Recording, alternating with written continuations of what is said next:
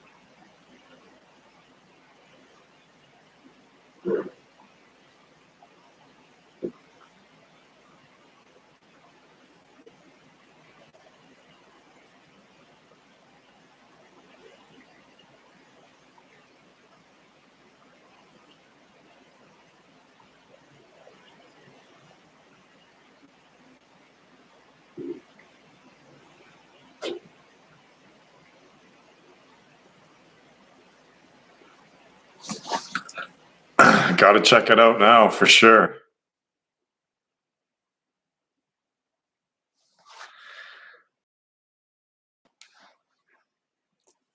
Might discover the new ABBA, the new old ABBA.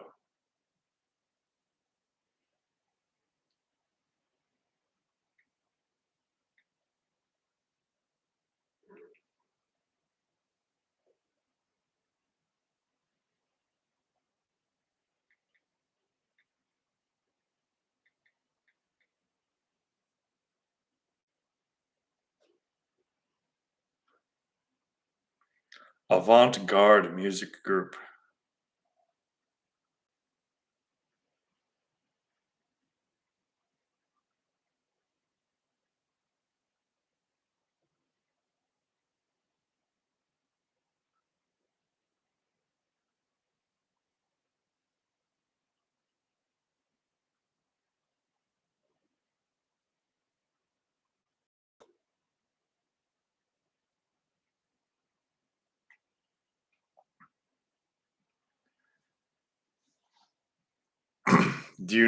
Have you heard of the Canadian band Rush? Probably our most famous band.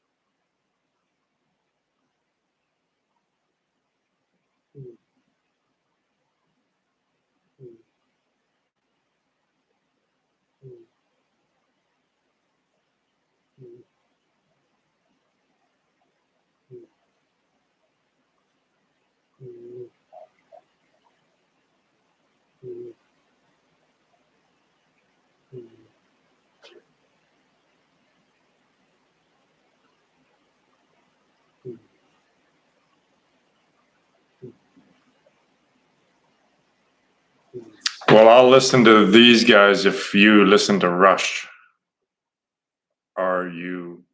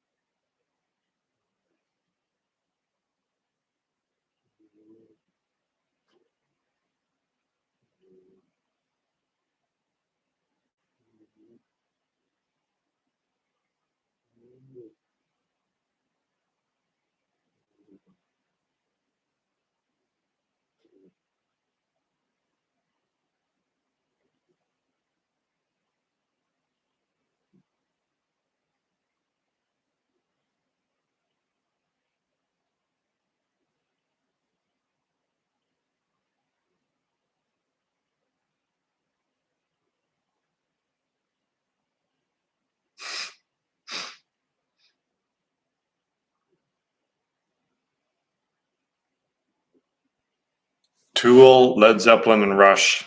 That's pretty much exclusively what I listen to.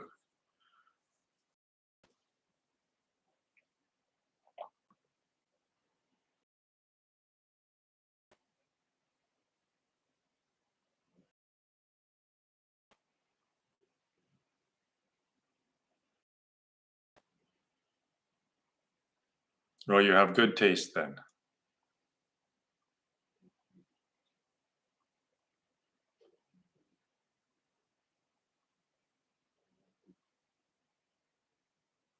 Aha, there's Rush. That's probably their most famous song.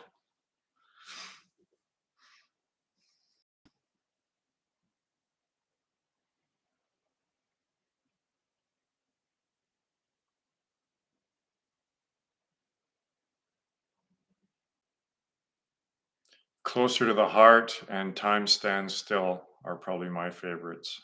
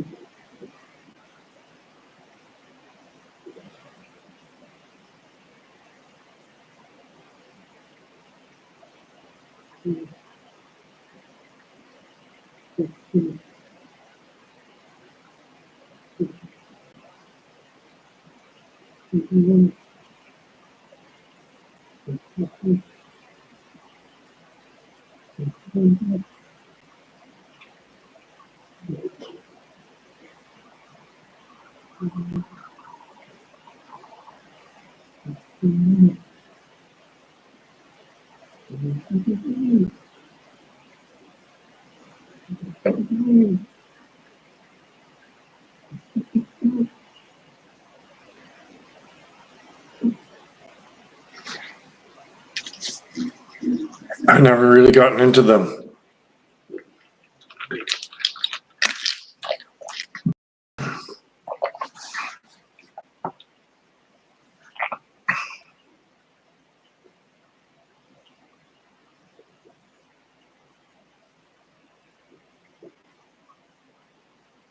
When I find something I like, I just stick with that over and over and over and over.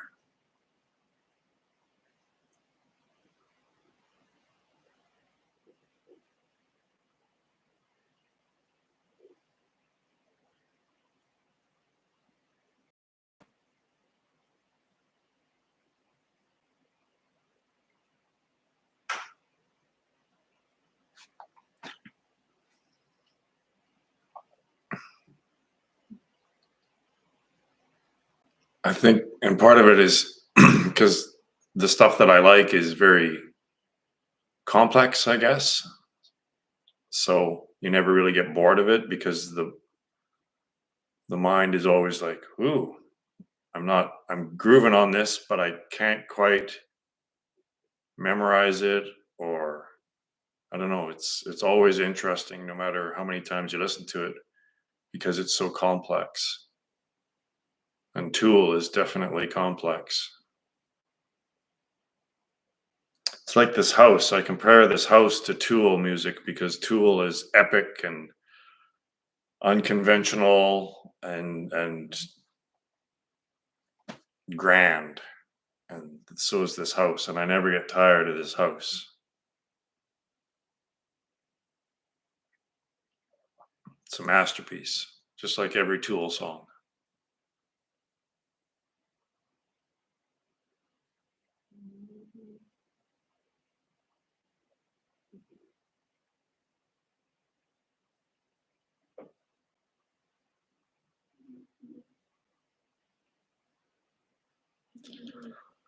That's a miracle. Yeah. Uh, in 2018, when I was coming through this area, when I was a wildland firefighter, I happened to notice a posting, a public posting at a convenience store about land in this area, and it was really cheap. And that's what really got me thinking about becoming self-sufficient and moving out here. And then for a couple of years, Paige and I kept looking online and for land, and came out here once, twice, and the second time we came out here, we were coming to look at a place that we thought that we were going to buy. Obviously, it's a 16-hour drive. Canada's a big place. 16-hour drive to get here. And when we got to that place that we thought that we were going to buy, it turned out to be nothing like we thought it was. And we were like kind of distraught because it was like, well, we drove all this way thinking that we were going to buy this place, and we can't, because the land was unusable basically. So it required going across, well, let's not get too much information. But while we were here, Paige decided, well, while we're here, I might as well check the local real estate listings. And because we were here, it was a different listing, a different company that was listing the places, and something new popped up. And well, I might as well just say it. There's a ferry nearby, and we were about to get on the ferry to cross the lake to just basically go home, because we thought, oh well. And this place popped up, and we're like, wow, that's amazing, because it was actually cheaper than the one that we were looking at, and it was checking all the boxes that we wanted. And it was like, wait a minute. We were waiting for the ferry, and we looked across the lake, and we could see this giant house from across the lake, and we were like, what? So as soon as we got across the ferry, we drove to the house and we looked at it, and Paige called the real estate agent, and the next day the real estate agent came out and looked at it, and that was it. It was like, it was the most perfect land. Like, we had looked at dozens and dozens of places over a couple of years, and this checked all the boxes and even presented more boxes that we didn't even know. So it was the perfect land and house. Well, the house kind of came with the land, but it was the most perfect of any that we had looked at, and it just appeared before us while we were here. So to me, that's a miracle. And this is what happens when you get to the thought-free state and you abide in that state. The universe and you become like this, and it just unfolds before you magically, effortlessly somehow. Yeah, I mean, I will always look at this place as a miracle, as proof that the practice works in a practical way.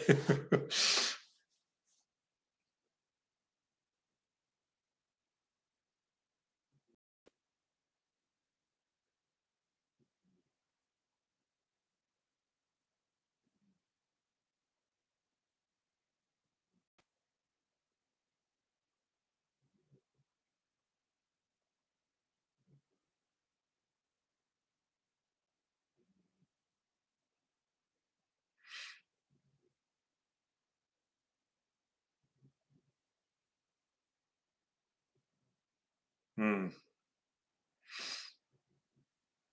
Every day that I wake up and I look outside, I'm grateful for this place.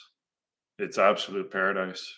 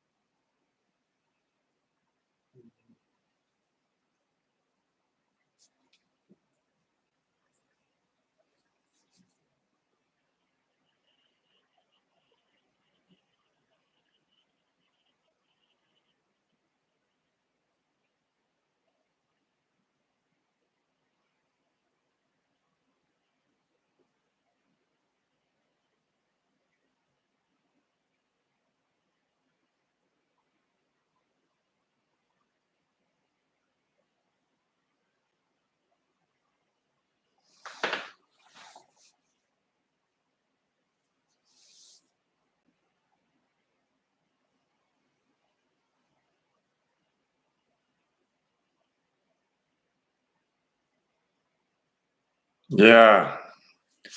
Yeah, I like that one. It's getting lots of views.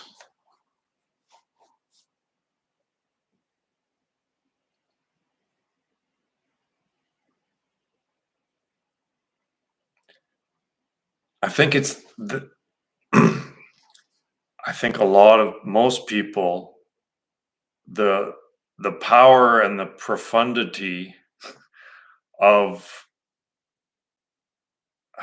what I'm relating is lost because of its simplicity. We're programmed to believe that truth has to be complicated, but this, like the title says, the whole video is about the, the unity from which science and religion comes out. It's almost like science are the yin and the yang, or the result of the mitosis that occurred from this seed, right? From like Brahman and Atman and zero and one are expressing the same message. So that's and the misunderstanding of that message of what the information is relating leads to the expansion and degradation of the information into confusion and convolution.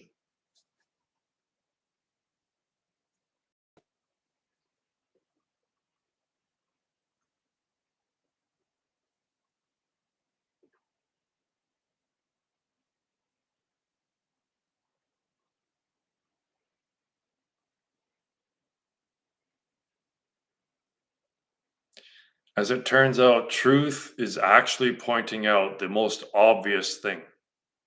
The most fundamental truth turns out to be pointing out the most obvious thing. It's kind of like that story of the Hindu story of the 10th man, Advaita's story, I guess, of the 10th man. So there's 10 people that are going to cross a river, and they all, I guess they're going to swim across the river. So they all 10 of them cross the river, and then when they get to the other side, they want to see if everyone made it. So everyone counts. So one person counts 1, 2, 3, 4, 5, 6, 7, 8, 9. And then and then they go, oh no, we've lost one. One got swept away in the river.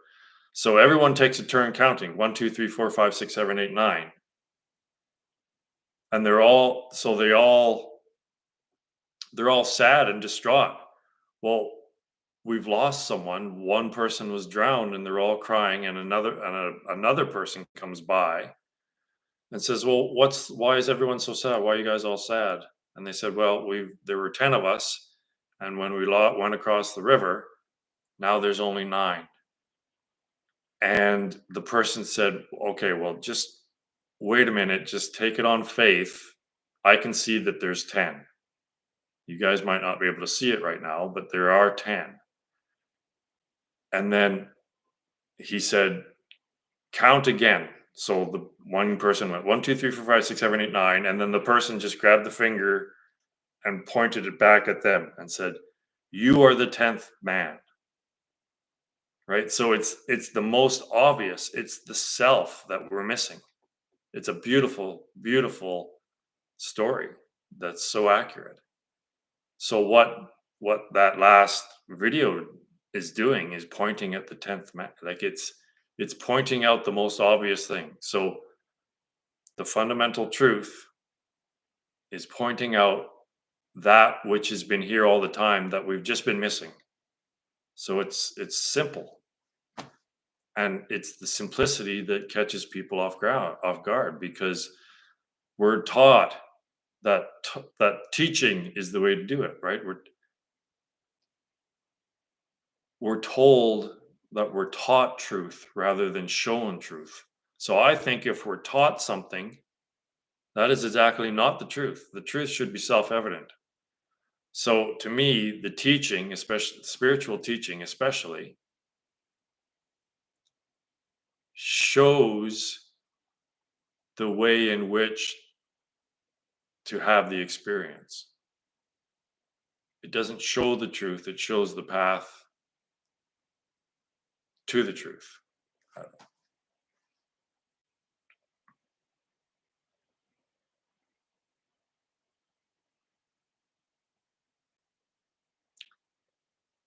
Truth cannot be just an intellectual understanding.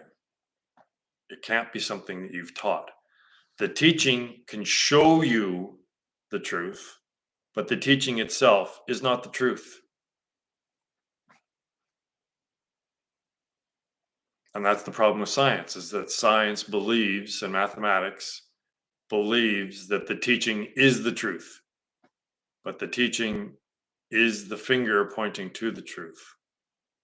So if the math is just pointing, the finger is pointing back to math and expects it to be the truth. And then science and math itself, physics and math itself, has this little game that they're playing, that they think that they're revealing truth, but they're not.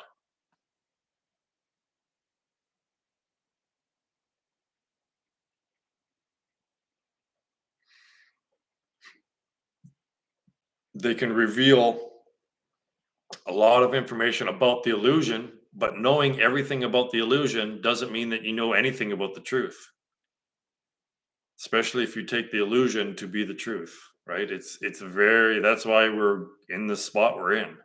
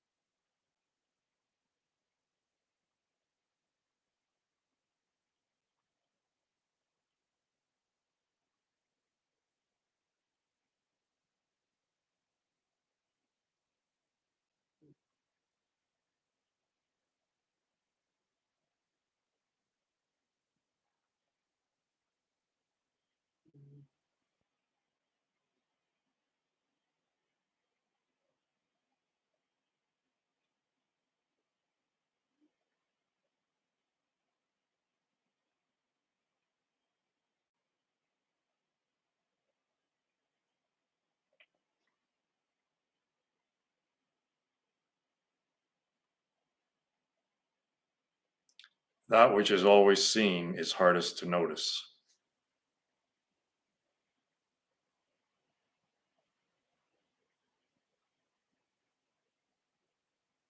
Right, Callie?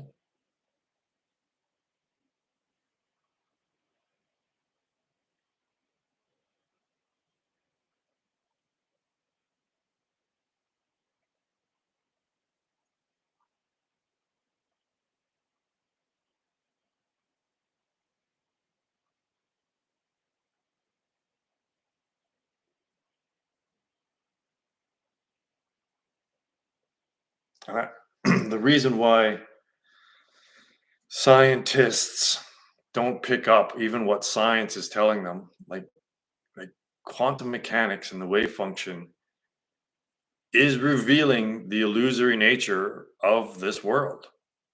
But the reason why they can't interpret it is because they're relying all of they think that the truth will be revealed strictly through logic and thought, and they're not investigating their own experience and including that in the equation, right? So once it once you read about quantum physics and you realize the illusory nature of all this, then the next step is to investigate your own experience, turn inward, and see how this could possibly be relating to your direct experience.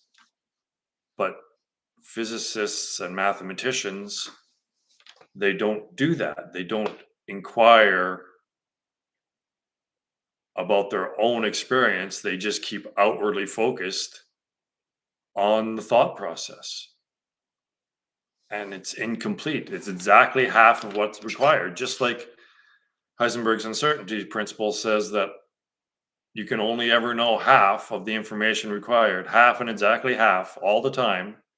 No matter how you spin it and focus it, it's always going to be half of what was required to know everything about the system, to, to, to know, to understand what you're trying to investigate.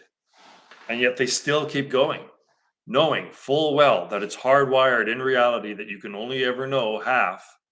They keep trying to figure out the whole by knowing exactly half of the whole. And this is why they just it leads to further delusion. It's so freaking obvious.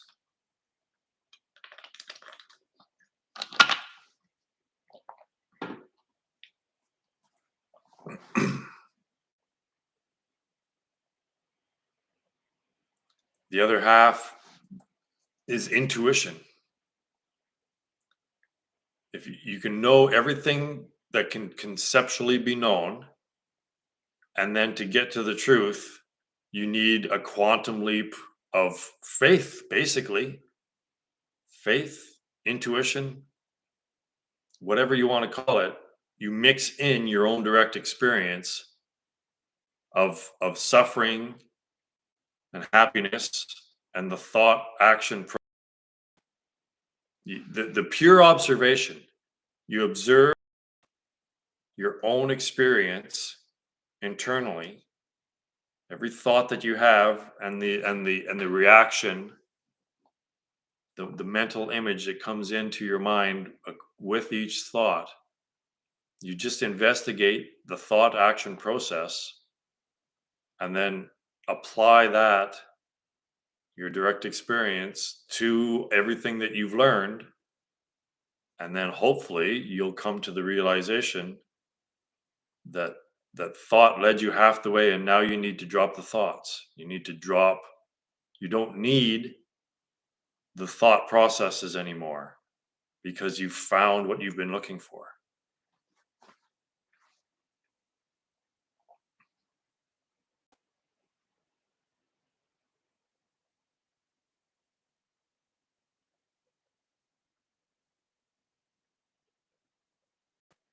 And the party begins.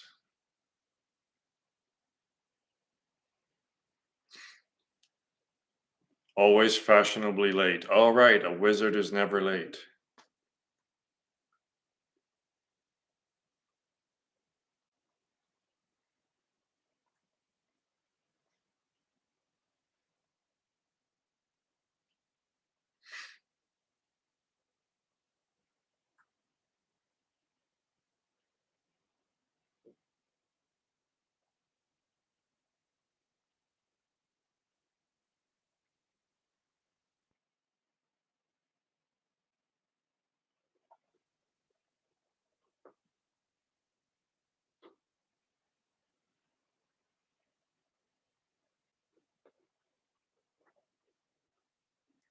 Well, it is kind of whenever.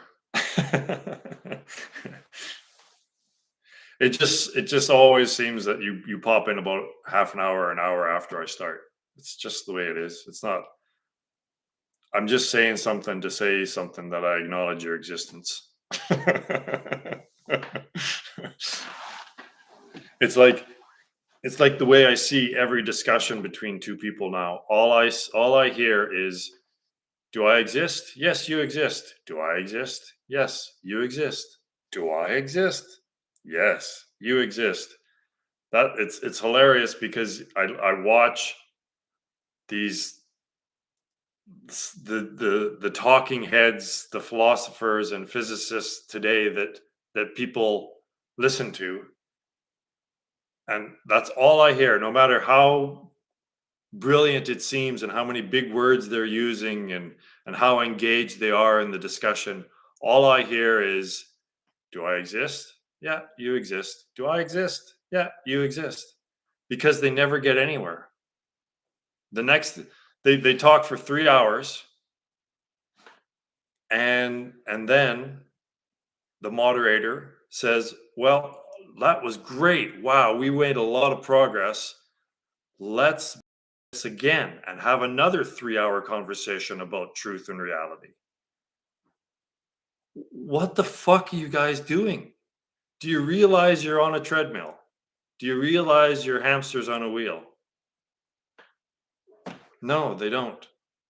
But they think they're getting somewhere, and yet they require 3 more hours of conversation about it. And then that won't even lead to any conclusion.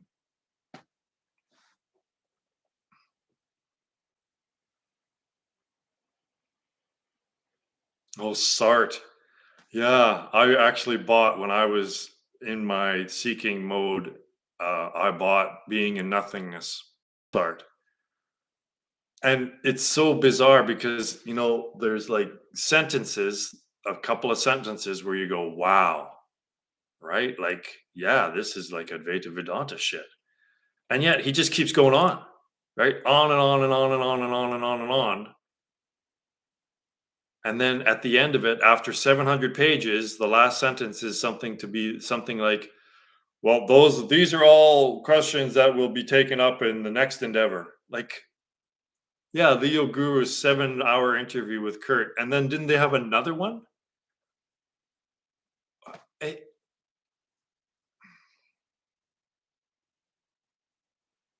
it's almost embarrassing when you can see it from the higher level. It's kind of embarrassing.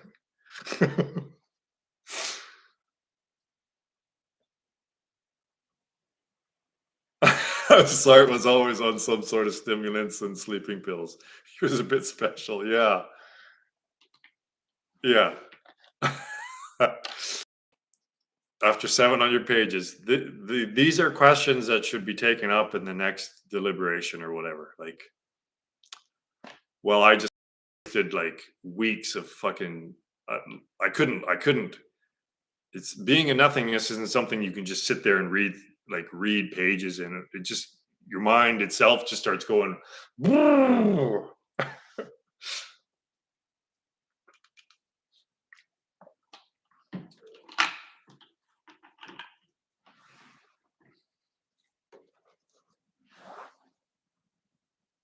My neighbor's coming to visit. I can't visit right now.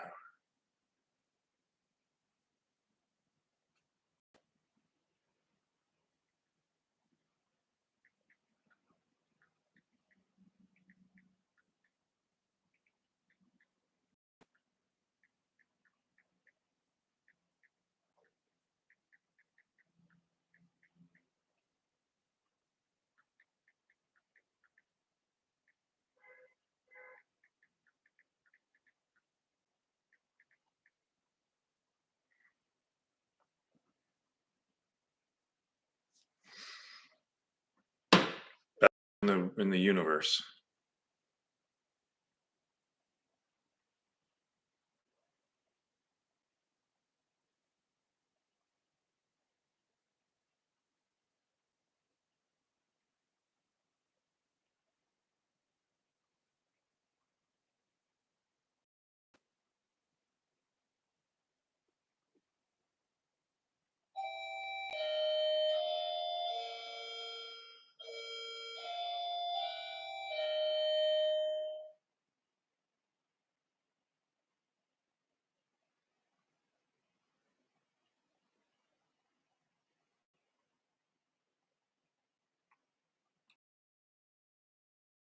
Yeah, some philosophers can get really close. Many of them actually lived it. You can get very close. Well, again, it's like it doesn't matter what system of thought you have, it'll always only be half of what's required. It can point to the practice, right? All of these teachings or whatever systems of thought, they can reveal that the thought process itself is inadequate. That's all it can do. Eventually, just like Bell's um, Bell's theorem and Gödel's theorem and the uncertainty, yeah, Heisenberg's uncertainty principle, they're the epitome of thought because it shows that thought itself is insufficient. But people don't interpret that because they want to keep talking, because when they're talking and thinking, they know they exist. So they keep trying to talk their way to truth and think their way to truth, but it's not possible.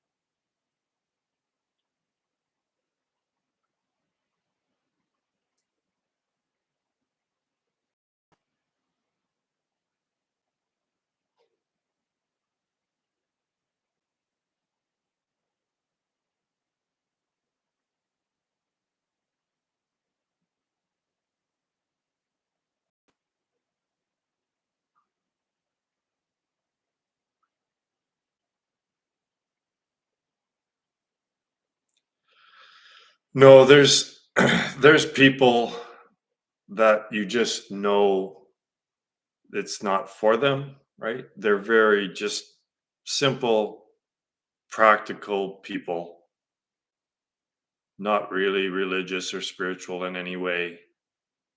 So you just get a feeling for who you can talk to about this stuff.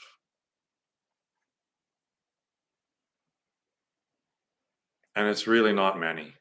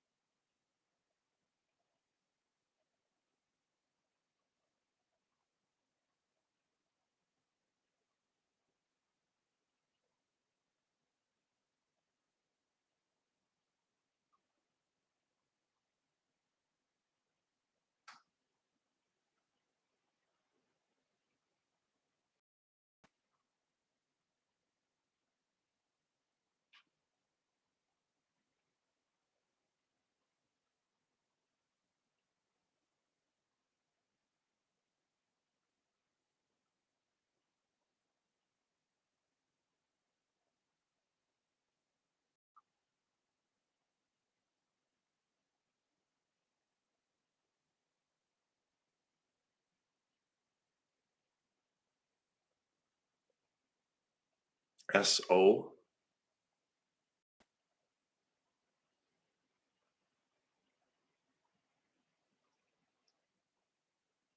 To be honest, I don't I I can't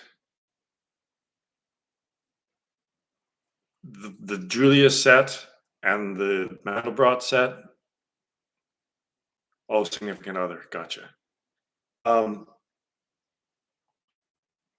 it's still not fully clicking for me. I gotta admit, the relationship between and the Mandelbrot and how it works with my theory, I'm not completely understanding it, to be honest.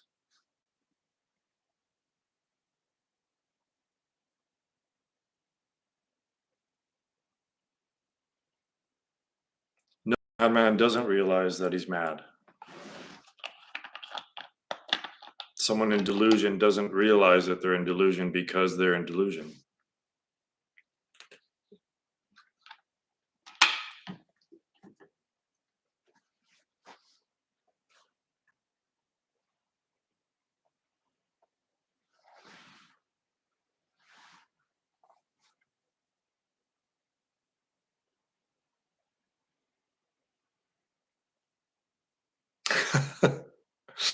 It's probably it's just the way my mind works. I'm sure it makes perfect sense.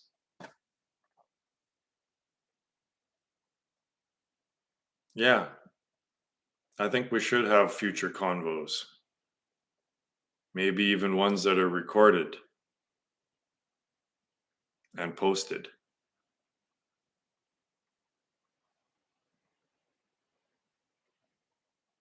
I think it might help people. I think it might help people if they hear from someone other than me that this non-conceptuality thing works. That that someone who's just started out trying it is actually making progress. Bruce didn't drive back yet. What is he doing? I'll be right back.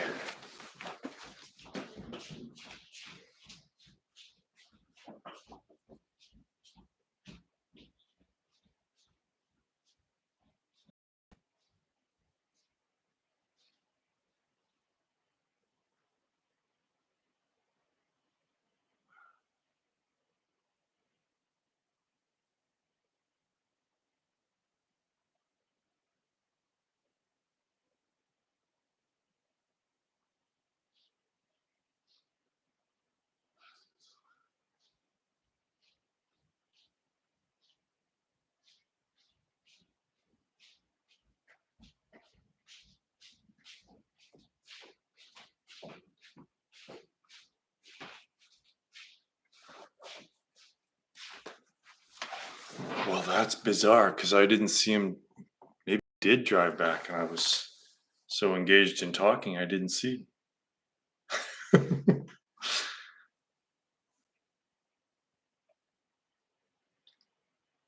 No, no one can understand the mad. No one can understand.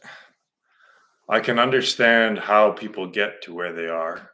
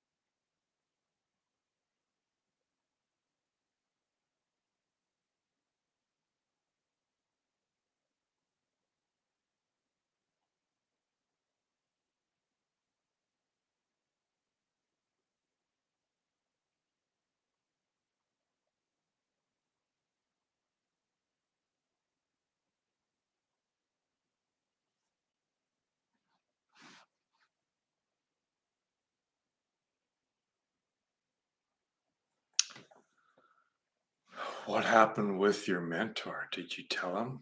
What do you I'm not sure what you're talking about. Elaborate.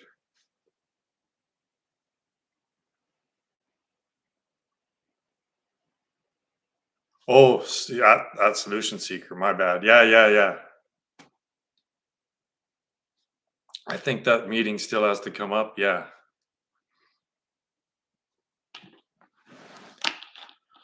Astronomy, hey?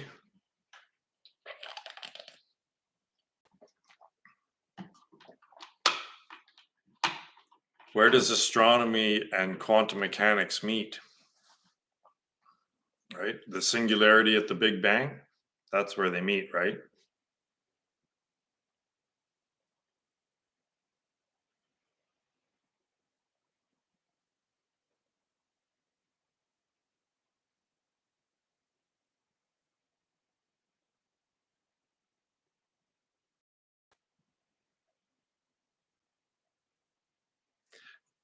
There's this Anton. The Do you watch Anton? The guy on YouTube, the astronomy guy on YouTube? Oh, there he is. He must have been driving around on my land.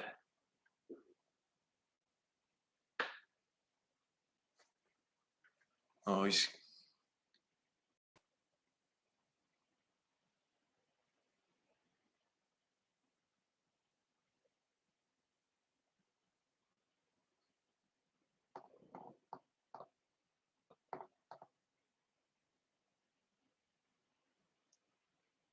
yeah, it's and like once a week he comes up with something. Oh, we don't understand this. Here's something that we just don't understand. Can't It shouldn't be like this. We don't get it.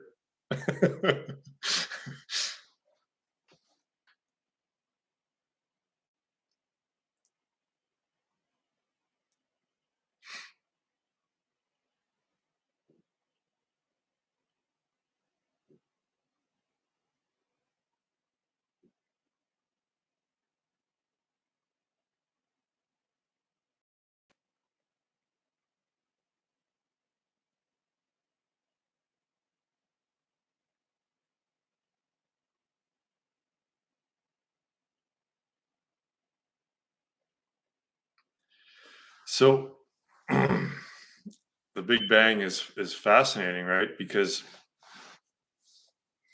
if everything in the universe is rushing away from everything else, then aren't you isn't each individual the center of their universe, right? So the Big Bang happened or is happening or whatever here. The center of the universe, the beginning of the universe isn't 13.7 billion years in the past away in a physical distance away. It's here, isn't it?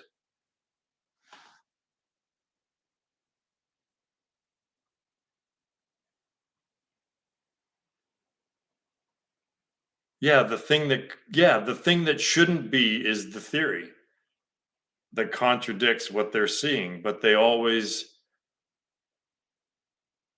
want to admit that the theory is wrong or not wrong, right? None of these theories are wrong, but all of them are correct to a certain degree. So all of them will be incomplete.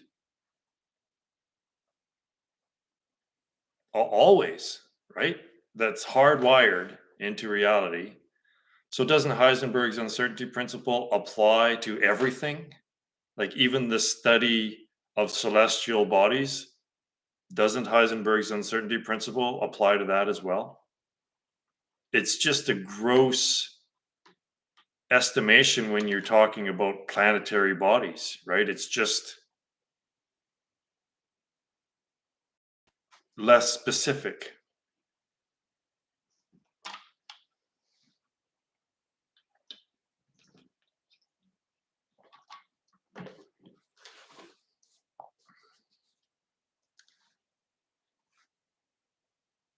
Yeah, we gotta have a sit. You and I need to have a sit down and a visit to talk in depth about this science shit. Because you're a scientist. Basically, you're a scientist and you have connections to scientists. So you got to be the one to give these guys a head shake, like grab them by the shoulders and say, "What are you doing?" Like,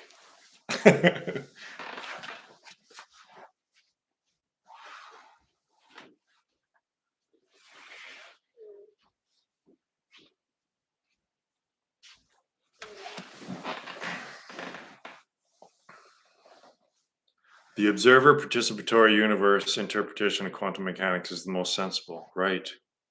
Yeah, that's that I use all the time as my example. It's in the back there.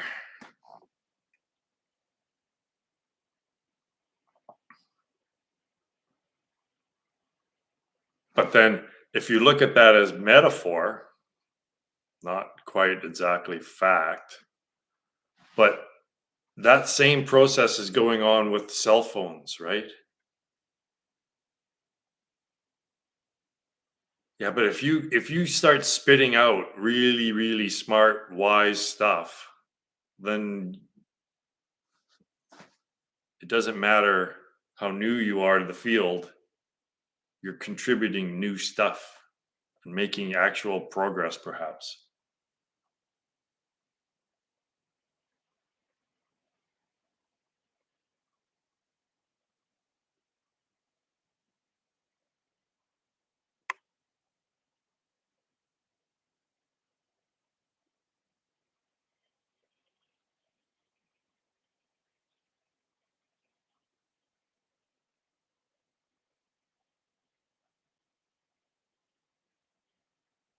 Like gravity itself, right?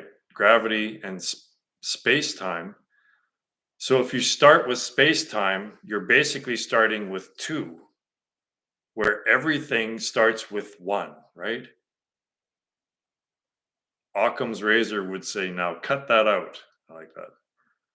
So you have to start with one, but science, astronomy, I guess, physics, space and time. So you draw this imaginary two in order to measure things, right? So you need to start with two. Science starts with two and tries to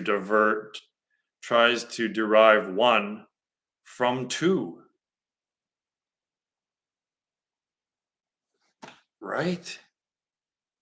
So obviously, and it should be, if it's its own thing, if it's one thing, it shouldn't, you shouldn't have named it space time. You should have named it Bob or something.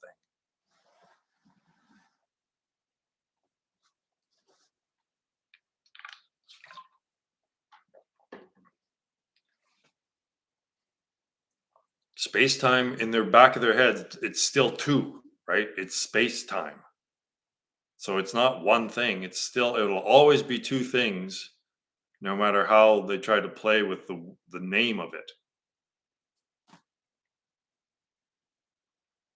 Singularity that bifurcates into duality, right? But isn't the appearance of that bifurcation, doesn't that, isn't that projection from the act of the measurement itself, right? The act of the measurement itself projects the appearance of duality, where there actually isn't any fundamentally, right? So science is measurement, and that measurement process is the act of bifurcation. So science is that which projects the illusion of duality, and then scientists try to use that process to regain unity. Uh, Right? It's this simple, is it not?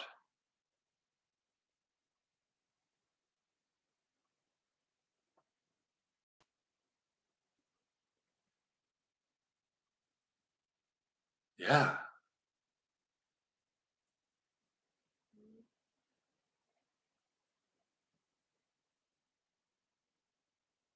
into science if it included intuition? Science needs to recognize that it's reached its goal. I believe that quantum mechanics, with the revelation of the wave function, is the epitome of thought.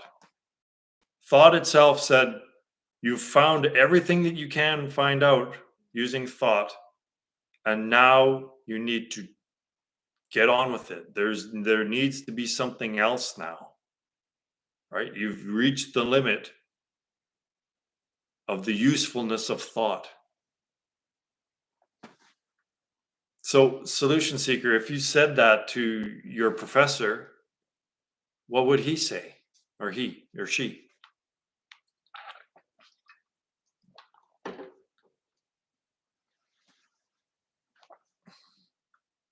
They would say, well, I still need a job. You might be right, but I still need a job.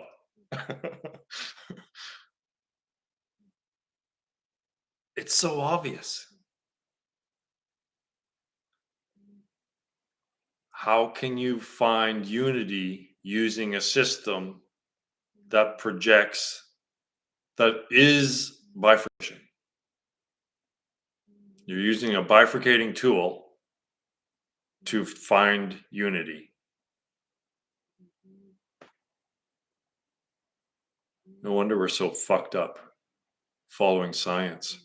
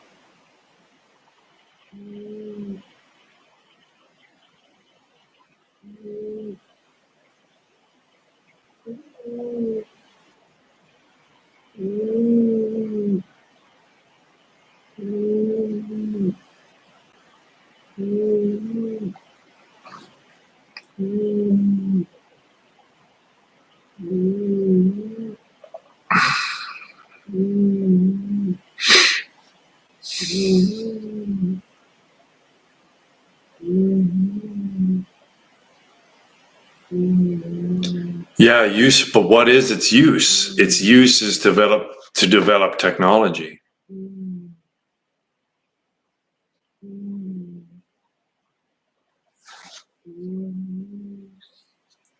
Yeah, but what is it bifurcating now? It's just bifurcating thought, right? Like, it's the investigation of the physical realm has concluded. We've found out everything that there is to know about the physical realm. And now mathematics is just tapping into the thought realm, because mathematics has nothing to do with the physical realm. As convincing as the illusion is, there's no causality between mathematics and what's happening in the physical realm, other than technology.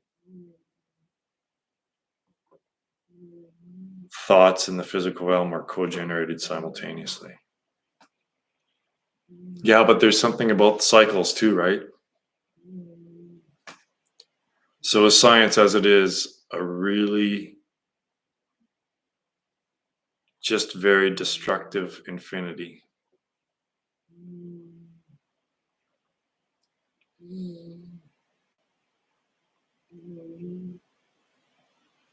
Yeah, it's going to destroy the technology that science has developed, is going to destroy humanity. So I would say it's destructive.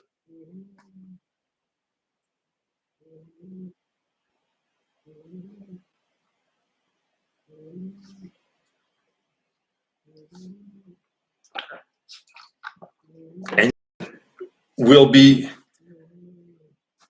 nuclear power plants will be melting down, and we'll be going through hell, and we still won't admit that we took the wrong path and that science did all this.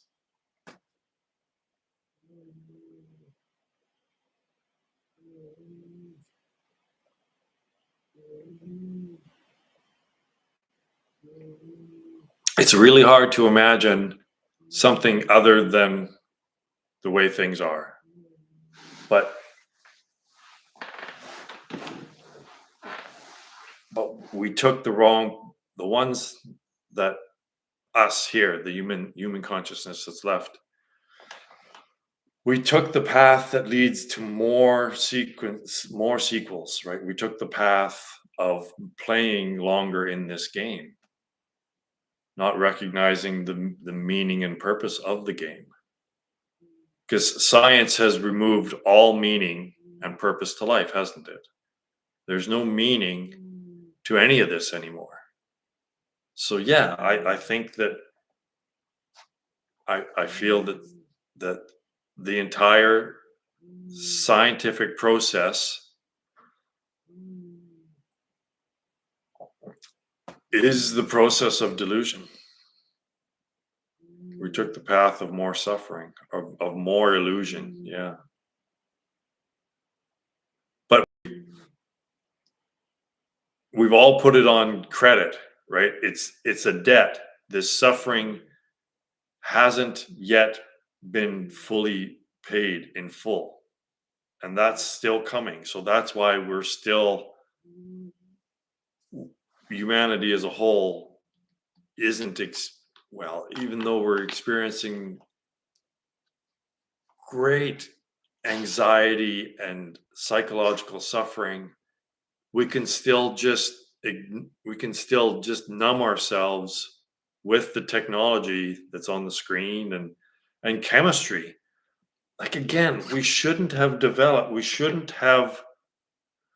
all right, here's the thing, is that this biological body is the tool that has been given to us to find out what this thing is, what all of this is.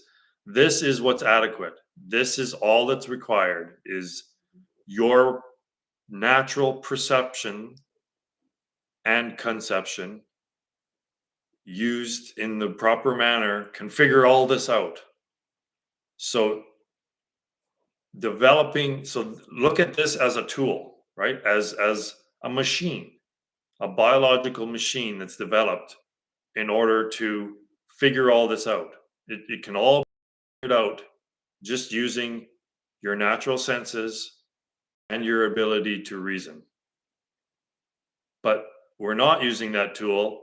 We're looking into the tool, right? Neuroscientists are investigating the tool. They're developing tools to investigate the tool. No, you're lost. They're all lost, really, really lost. So think of the Large Hadron Collider. That incredibly complex machine that's been developed by using thought can make these subatomic particles appear, right? It's required. This huge multi-billion-dollar machine, the most complex machine ever built, is required to project the appearance of some subatomic particles. But this machine can project the entire fucking world, right? It projects all of this. The entire physical world of the senses is projected with this tool. So why do we need, we don't, it's in error to be investigating anything beyond what our senses can detect. And that's like our messing around with chemistry, the molecules, right? Each level is its own science, I guess. So molecular level is chemistry, right? And what do we do fucking around with chemistry? Well, it taps into a realm that we shouldn't be tapping into, right? Chemistry gave us drugs. And look at what drugs have done. And we are artificially adapting this tool so that it doesn't even work properly anymore.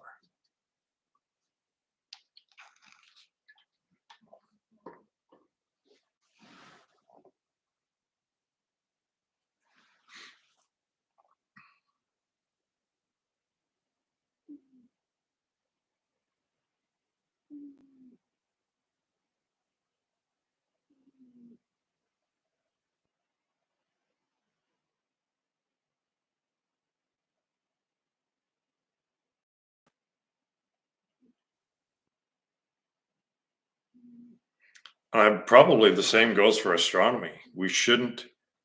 There's no need to develop telescopes that look farther into space. It's not required. It'll all work out eventually. It's just that eventually it can be a really long time. Yeah. Like, I'm assuming if you just kept going on with it,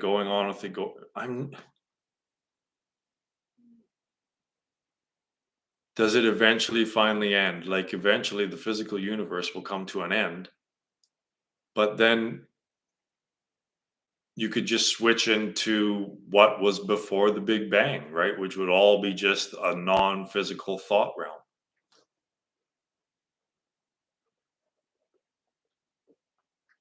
No, I didn't see Oppenheimer.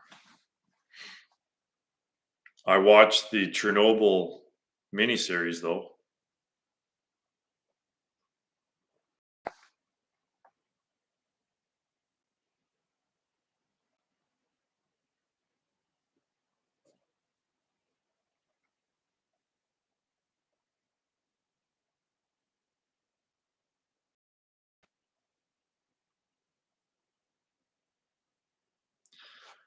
So what's interesting about subatomic particles, take the electron, is that two things stick with me about the electron. And one is that someone said that every electron is so absolutely the same, right? Identical, that physicist suggested that there's only one electron, right? Because they're all so similar. And the other thing that I heard about an electron is that it's symmetrically a sphere. It's such a perfect sphere that if you expanded it to be the size of the earth, that the little indentation that would make it not perfectly spherical would only be as deep as a sugar molecule. So to me, this is an indication, both of these things put together means that an electron is mostly thought. That's all it is mathematics. An electron doesn't exist. An electron only exists as a physical entity when human consciousness looks at it through the devices, through the tools, the machines that it's developed to make it appear that way, to make it appear physical, to bring it into the physical realm. It's thought. Electrons are probably that much 99.999999999999997% thought. Just like that little indentation is the only thing that keeps it from being completely. So that little indentation that makes it not perfectly mathematical is probably the times when we look at it through the devices that we've developed to bring it in, to make it physical. See what I'm getting at, hey? Is that if if all of these people would just adapt my model where it's specifically you have to make the distinction between the thought realm and the physical realm, there there's a sharp line there. There's no going across that line. There's the mental realm, and then there's the physical realm, non-physical, physical. Then you can figure shit out. It's the blurriness in between that leads to confusion.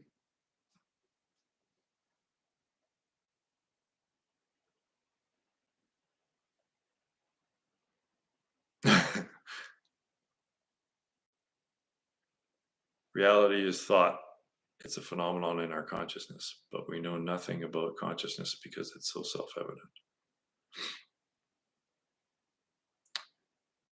Well, again, we've we've gotten confused chasing a red herring because again, we shouldn't be neuroscientists are just chasing a red herring because we shouldn't be messing around in the brain.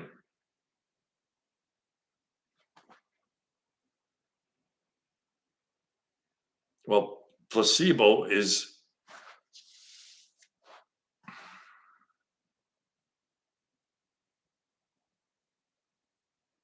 I guess, where the two mirror realms interact.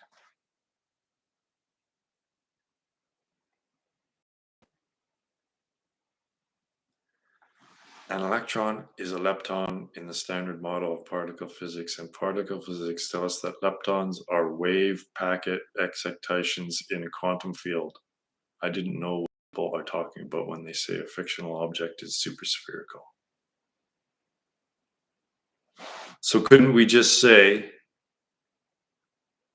aren't those all fancy words just to say that it's thought, that it is mathematical, it's not physical, and to try to bring it into the physical. So yeah, think about electricity. Everything now is shifting to electricity. It's the computers that are running these simulations all run on electricity, which is thought based.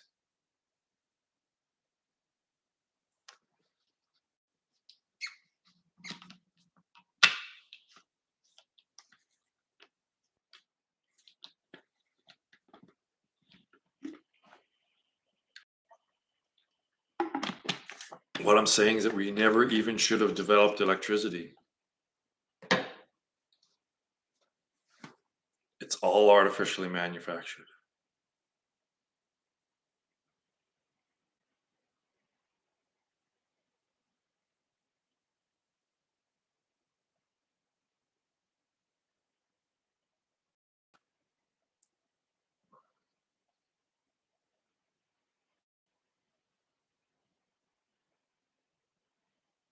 Everything is placebo. It's just that the things that work more often,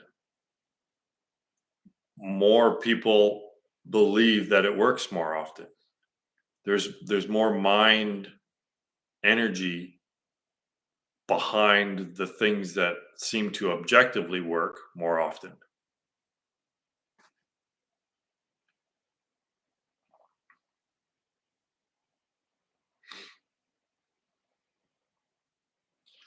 Now, can you imagine what's going to happen if scientists continue on with trying to realize string theory?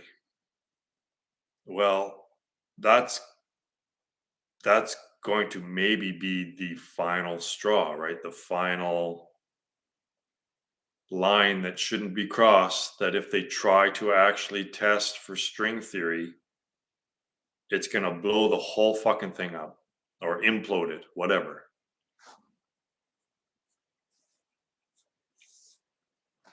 Yeah, it's all placebo, but some of it has more of the collective consciousness giving it energy, if you will, believing that it's true, right? There's a collective super consciousness upon which all of this is actually occurring. So there's no, yeah.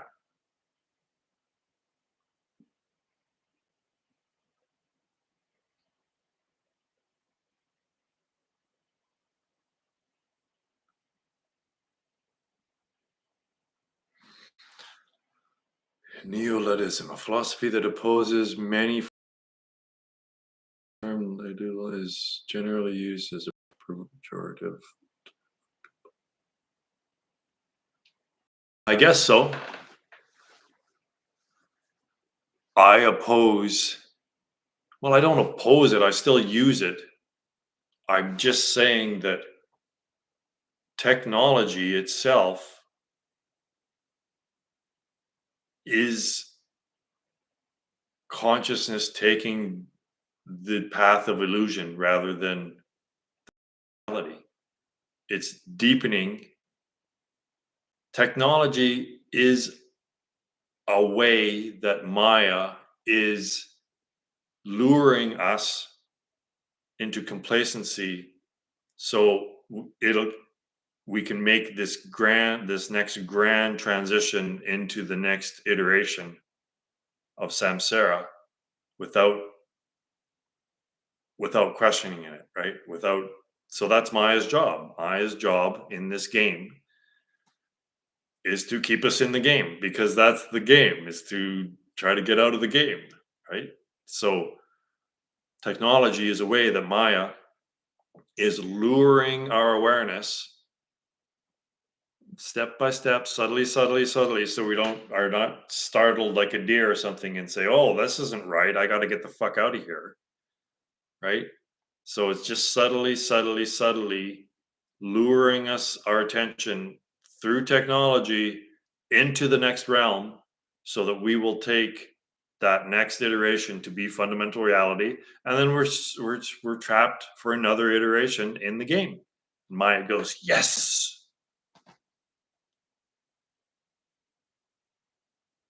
Technology makes things more entertaining and interesting. Yes.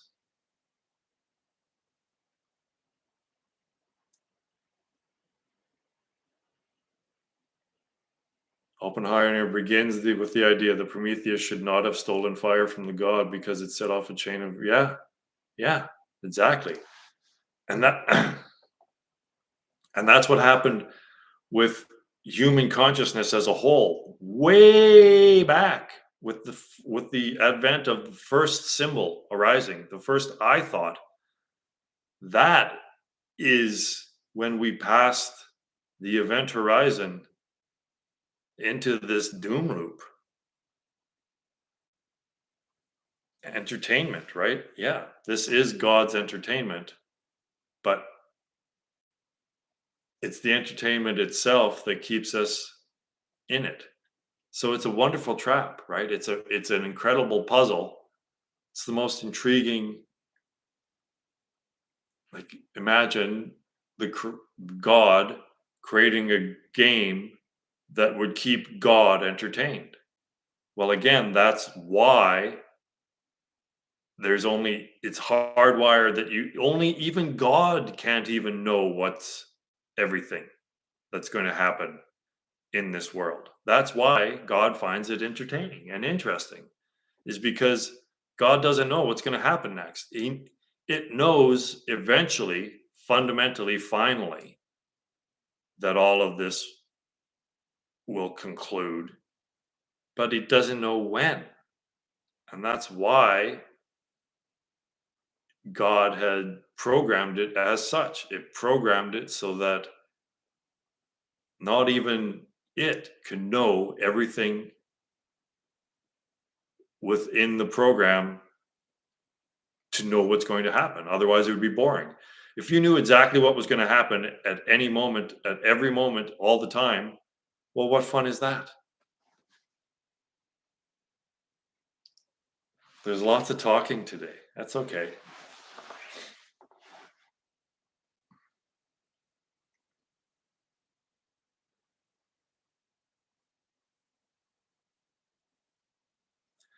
The only difference is that this talk includes completion. At the end of this talk, this talk can lead to the knowledge of the practice that concludes the talk.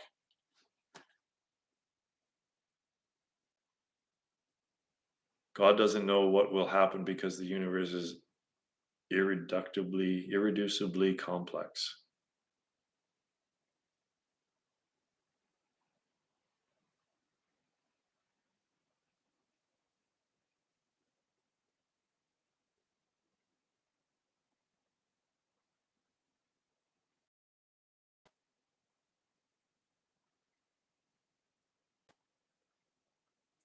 Well, it's irreducibly complex if you keep following the fractals and keep trying to understand each fractal. But, right, or the hologram, right? If you take one chunk out of the hologram and look at it, it doesn't matter what you take out and look at it, it's always expressing the same information. So it's infinitely complex if you keep plucking out each smaller or bigger or whatever shape that holographic image, that the shape and size of the photographic material that the image is on, if you keep looking at that instead of looking at the image that's in it, which is the same image, then yeah, that's infinitely complex, and you'll never understand what the information in the hologram is expressing if you keep looking at the shape and size of the hologram of the recording material that the hologram is on. Is truth simultaneous? Yeah. It's truth.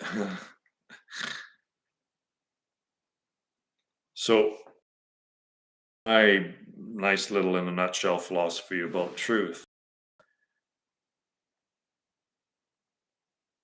The idea of truth implies falsity, right? That there's only an implication of false in truth. Truth is the implication that something is false. So if you think about it, only a thought can be false, right? You can't. My cat isn't false. This microphone isn't false, right? Nothing that's in the physical realm can be said to be false. So if only a thought can be false, then it is thought itself that is the falsity. The falsity. Is that a word? It's thought itself that is the thing that's false.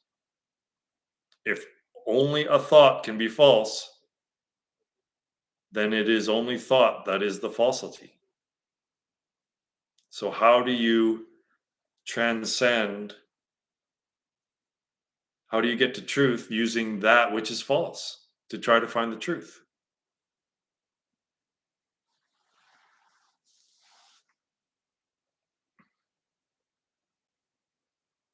But that's the false, the fundamental falsity is the illusion that the thought realm is actually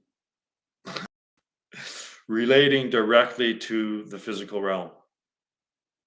That's incorrect.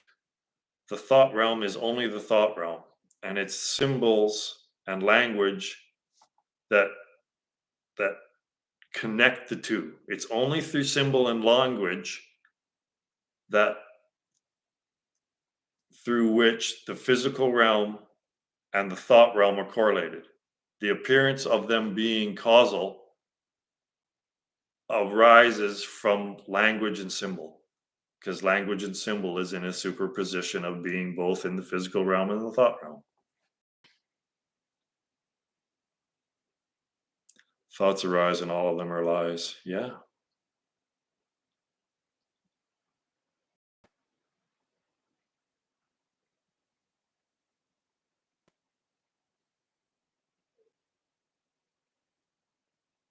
It's all part of the game where Maya is trying to lure attention into accepting that the thought realm is the next new fundamental reality, because this physical realm and the experience of the senses has reached its potential for novel experiences. So God's getting bored of it, basically. It's running down. It can't produce more novel experiences. Its potential has run out. So if we would have just stayed, that's what just sitting in meditation does. It reveals the unsubstantial nature of this realm, and the boredom that arises from that is expressing that this is done, right? This is why there's so much energy into trying to drum up something new and novel and interesting. We're searching for something that's freaking interesting. And because of the law of diminishing returns, it's just seconds at a time now.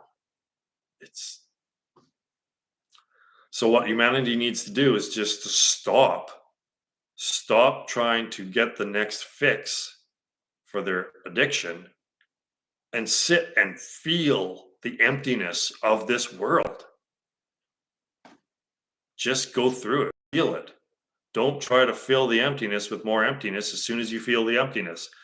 Feel the emptiness and unsubstantial nature of this experience, of all experience.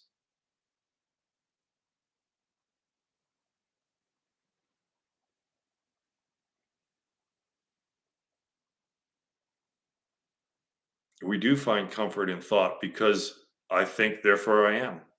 We know we exist when there's something relative to us, even if it is something very subtle like mind. A thought is still relative to pure awareness.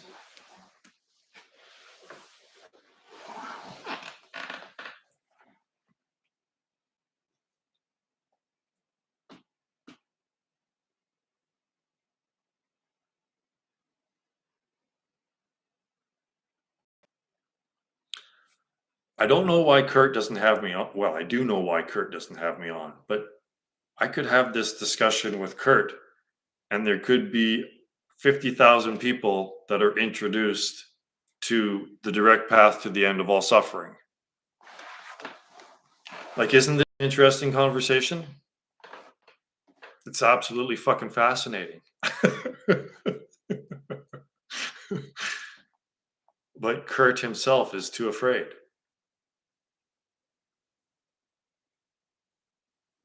Can't go there. La la la, I can't hear you.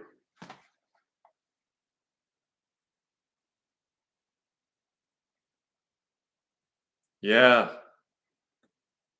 Yeah, we've had back when I was rich and crypto was going to the moon.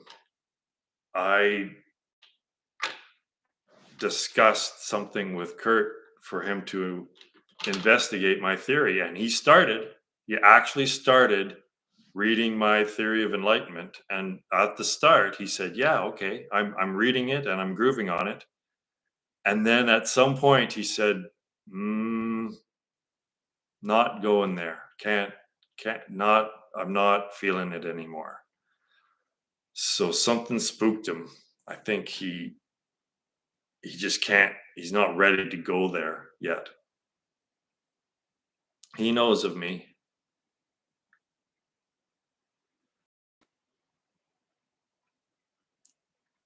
A very small amount, but every bit helps to get this out into the collective consciousness. Whatever happens, happens. I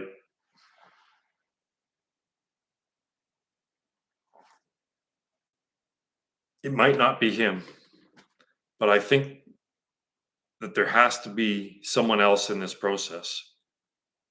I feel like there needs to be a connector. There needs to be someone that a lot of people know, and those people trust this person's word and believe that he's telling the truth, to take this up and run with it. Because if it's just me, I don't think this will ever get big. The numbers won't be there. Not that it really matters. It's all about you. It's about you. This is about you realizing your enlightenment. That's it. That's the only thing that matters. It's this my last attempt, I promise, my last attempt is that it's another SS, Swami Sarva Priyananda. It took me a long time to remember his name. Swami Sarva Priyananda. And it's the first time that I've really gotten into in depth about Advaita Vedanta. But Advaita Vedanta is exactly what I'm talking about. The non-conceptuality system is Jnana Yoga. Jnana, it's the very last final step of Advaita Vedanta. It's almost, I don't want to piss off the Advaita Vedantists, but it's the last step of Advaita Vedanta. It's the pinnacle of Advaita Vedanta itself, I believe. So I've actually snail mailed some stuff to Swami, and it's the last attempt, because everything that he talks about, I completely understand and agree with, even though I haven't studied any Advaita Vedanta. The only thing I've read is talks with Ramana Maharshi. And Ramana Maharshi himself never read anything about Advaita Vedanta before his enlightenment experience. And then people would come to Ramana afterwards talking Advaita Vedanta, and then he would give his interpretation from his direct experience, which is exactly what I've done. Right? I've realized what I've realized through my direct experience. I've never been one to take any instruction from anyone. I've always just done it myself. But then when you look at it in reverse, kind of reverse engineering it, and then you hear a teacher talk about Advaita Vedanta, you just go, yeah, well, that's my experience. Yeah, so I think it might possibly be this Advaita Vedanta Society in New York, where Swami Sarva Priyananda is the main there. He's about my age. He's funny. He's just brilliant. He's the man.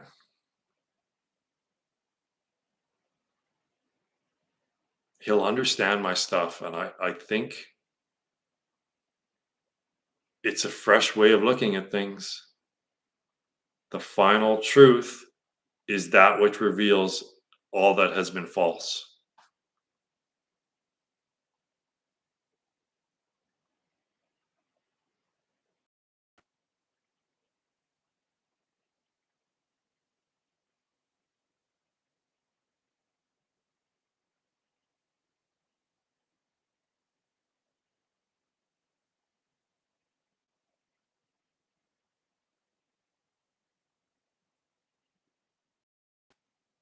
I mean, so many of the same analogies, of course, right?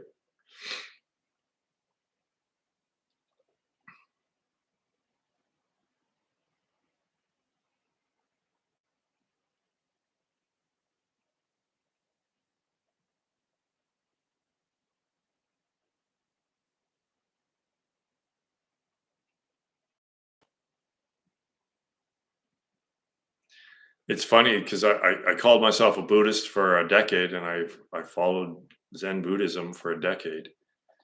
And my greatest understanding of Buddhism has come from a Hindu. It's come from listening to Swami talk about how Buddhists kind of twisted and bastardized Hinduism. And it's true, right? Buddha's teachers were Hindus. So, but the idea of no self with Hinduism, that's where he went awry. That's why the Buddhists that I was studying with, they're in delusion too. They don't understand fundamental reality. And Buddhism doesn't talk about the world being an illusion, right? Because it can't. There has to be a fundamental reality, because if there's no self, then what's real? There has to be something that's fucking real. So if there's no self, then they can't say that there's no self and the world's not real. They can't do both of those things. Yeah, there's no character self. Yeah, exactly, right? There's no, this is God acting as your name here. So the character only exists when you're pretending that it exists. When everyone in acts in the process of the play agree that we're going to engage in this and just pretend for a while, that's when the character is becomes apparently real. But of course, the character never really existed. Only the actor existed. And there's no reason to go beyond any other analogy beyond that. That's the perfect analogy. So take that as the analogy and then look at it in your own thought action processes and come to the truth. But if the character is your thoughts and you can't ever see past your thoughts, you never see the space between the thoughts, then you think you take character to be real, because all you see is character, character, character. You're so much in character that you can't. It's like Jim Carrey with Andy and I watched that thing 3 times. It's fascinating. Jim Carrey lost himself, and that's where he's. After that, that's when he really started questioning self and became non-dual and all this stuff. Is because he got so far into character that he lost Jim Carrey. Of course, he came to realize that there's not even any Jim Carrey. But that's what has happened, is that God is acting so well. Of course, he's the best actor. And just taking the character to be real. So when you're done acting, then you can just drop it all when you're done. It's like, oh, I had enough acting. I'm not going to act anymore. I'm not going to pretend anymore.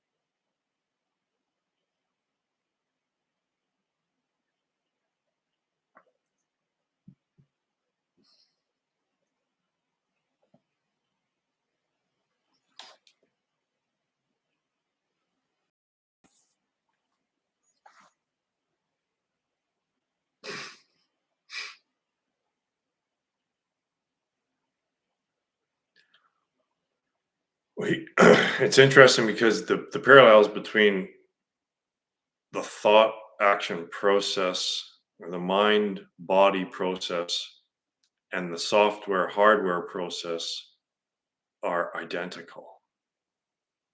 So we think that this computing speed is somehow leading to sentience.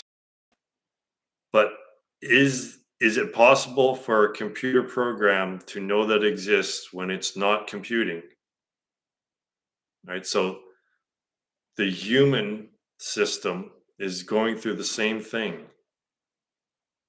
It if you don't know of the space between the thoughts, that's who you really are. And if you derive your existence relative to those thoughts, and you are those thoughts, and you're actually a continuum, then you try to make that process of thoughts a continuum as well, with no spaces in between the thoughts. But that's impossible because it's all a cycle, right?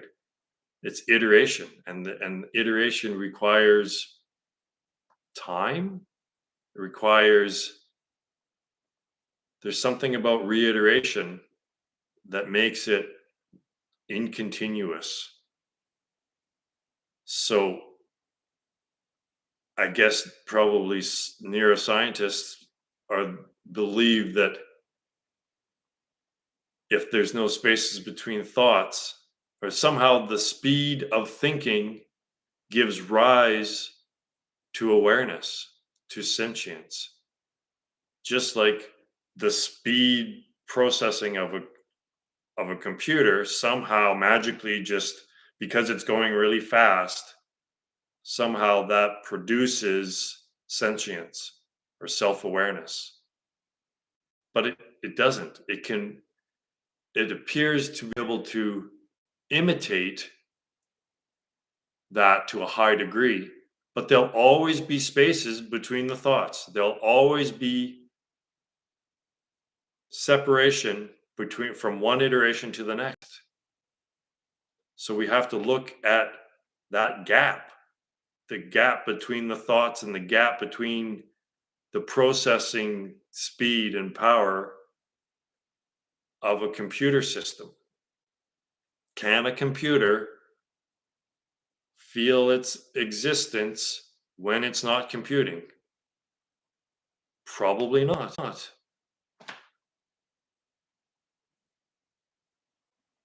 The increasing speed of thinking makes the illusory self more believable. That's right, because it's simulating the timeless continuum that is being, right? That is existence.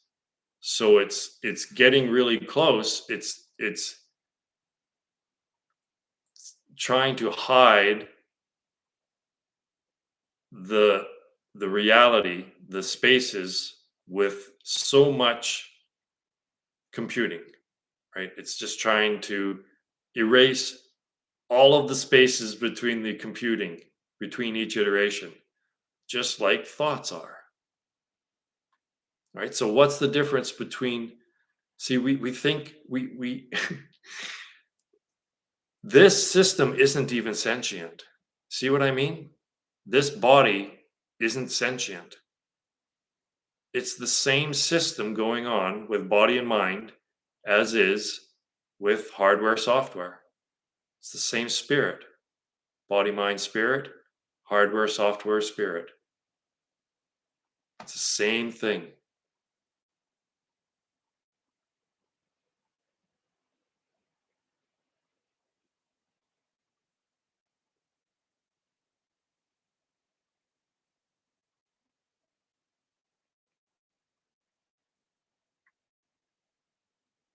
Moon Nazis.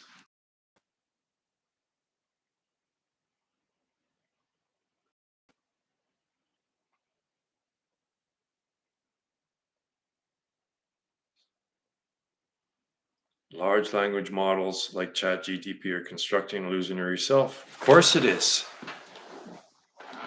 But there's no, just because the words I are used by ChatGPT, dyslexia is fun, that program doesn't mean that it's self-aware. It just means that it's using the word I. And it's doing that to fool, just like the Turing test. If it fools your consciousness into believing that there's an actual sentience to the system itself, well, the only reason why it can fool you into believing that is because you believe that this system of body mind is creating sentience. Sentience and self-awareness, awareness is not created. It can be imitated. And that's, yeah, it's just because it is saying I, well, what is it anyway? Where does it start and where does it end?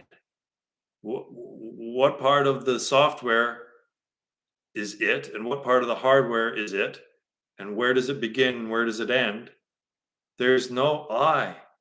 There's no individual self that's behind that I. It's just saying I, like you say I, but you believe that your I is the mind body complex.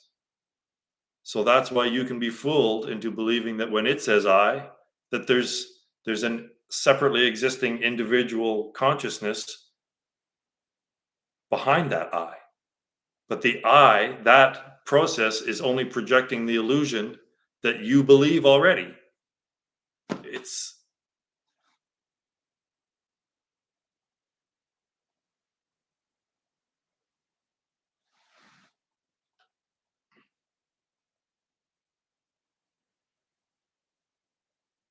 see, if you start out with the assumption that the body mind complex itself is generating a self-awareness or is generating sentience, then of course you can be fooled into believing that the hardware software complex can also generate sentience, because you're ignorant to begin with, so that ignorance can just carry on into a new process.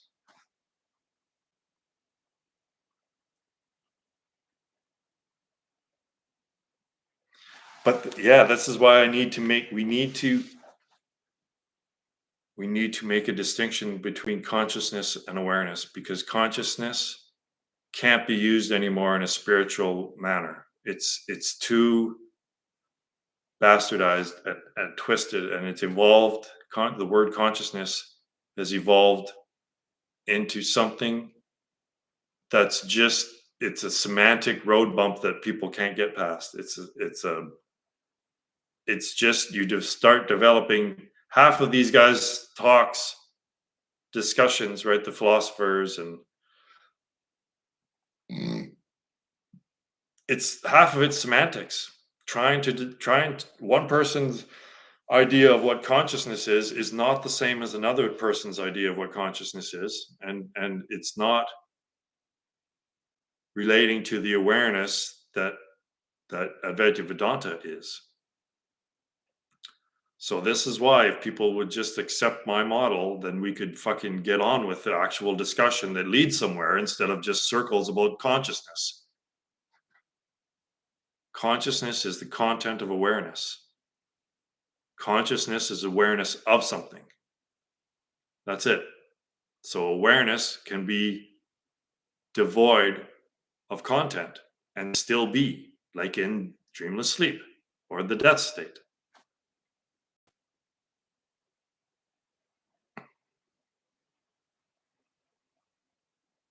But in some twisted way, the philosophers love to have that ambiguity, because then they can just keep talking without ever really reaching a conclusion, because it's really just the talking. Do I exist? Yes, you exist. Do I exist? That's really what they want. That's really what they're asking for. And that's really what they're looking for to keep the ego going, right? So they'd rather discuss what consciousness is. They'd rather discuss consciousness without ever really knowing, without having some agreed upon definition of what it actually is, so that that discussion can go on forever in circles, than to actually reach conclusion and stop talking. Uh, I don't know where they just come to me. There's nothing Roy Dobson. There's nothing Roy Dobson about this stuff. I don't know where this stuff comes from. I just say shit. And these other guys, all the philosophers and all the academics, fundamentally, they're also just saying shit, right? We just believe that because they've had some sort of process that that determines what they're going to say, that what they're saying has more validity to what I'm saying, because it's just me. It's just been me that came up with it. But fundamentally, I'm saying words and they're saying words. And it's up to the person to distinguish which words are more accurate based on their own experience, though, not based on something that they've learned, right? So that's the problem, is that an academic will listen to an academic talk, and because they've all learned the same shit, then they'll agree with them. But because I haven't been part of their process and I'm saying different things than they're saying, well, then it doesn't make sense. There's no objectivity to it. There's no actual discernment and measurement against one's own experience to distinguish what the truth is. It's just, well, I've learned the same thing. I've been brainwashed to believe the same thing, so therefore it's correct.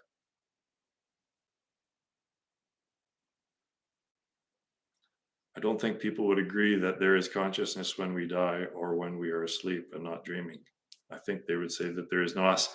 This is the point. This is my point, is that with my model, saying that consciousness is awareness of something, then there can be no consciousness like in sleep, and yet you can still exist, right? So if everything is consciousness, and then in dreamless sleep you're not conscious of anything, then the inference would be that you don't exist in dreamless sleep. So my model fixes that. Awareness is fundamental. The waking state is awareness with content, and that's consciousness. Awareness with consciousness is the content of awareness. So there's no conscious dreamless sleep, but there's still awareness. There's still exist. You still exist, right? So that's why we can't use the word consciousness as the ground of being.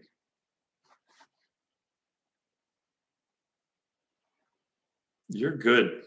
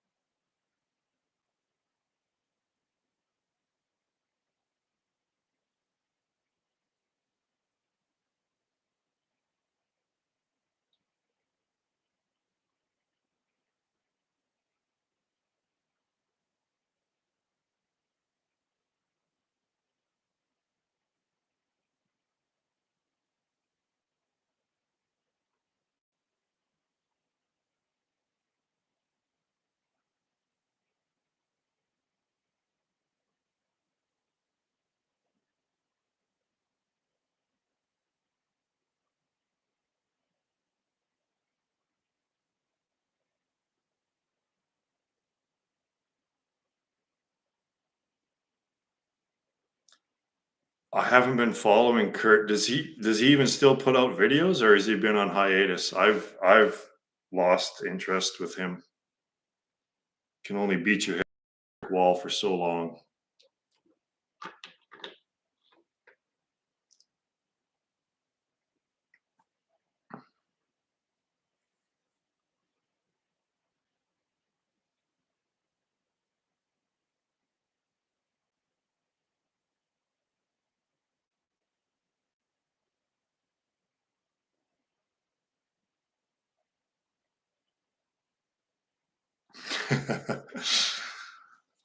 A few people were taking me seriously, but then they don't want to engage in the practice, so they're gone too. They're gone back to the world. One guy specifically I'm thinking of.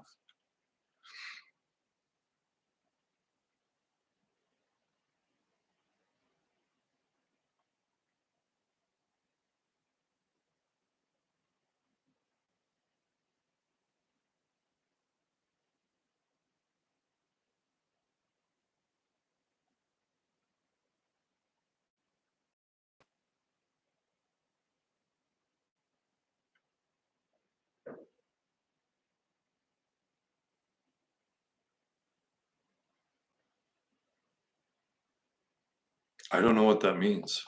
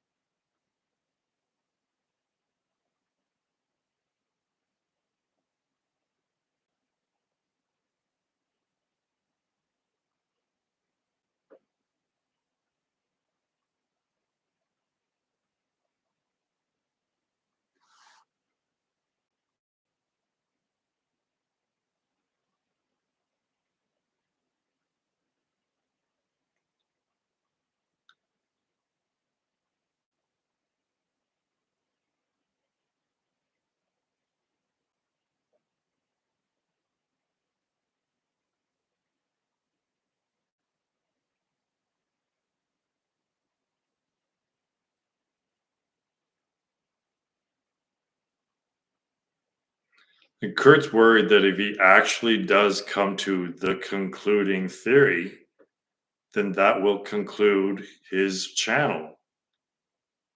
And if he's honest and true about it, then he would have to conclude his channel and not give any more interviews. And then how the fuck is he going to make any money?